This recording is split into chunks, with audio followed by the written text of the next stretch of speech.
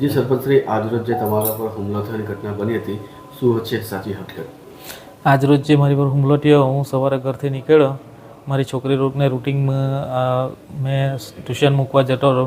વારંવાર આ ભૂપેન્દ્ર બચુભાઈ ગમે તેવી પંચાયતે ITI કરે અને જૂની અદાવત એટલે કે એની મિસિસ એને છોડીને 3.5 વર્ષ થયા, છૂટાછેડા થઈ ગયા હતા અને ફરી બીજી પત્ની લાવ્યો તે બી એને છોડીને જતી રહી.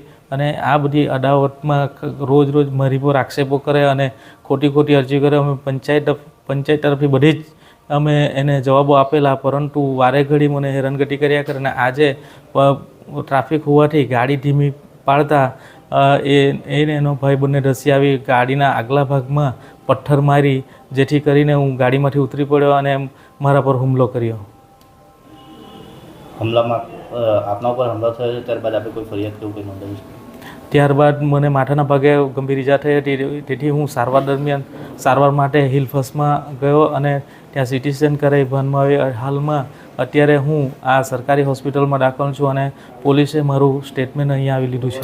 આ હુમલો કરવાવાળા કોણ છે અને કેટલા વ્યક્તિઓ હતા? આ હુમલો કરવામાં ભૂપેન્દ્ર બચુભાઈ પટેલ અને એમના ભાઈ સુભાષભાઈ અને એમના પિતા તથા એમના પરિવારના બીજા સદસ્ય પણ હતા.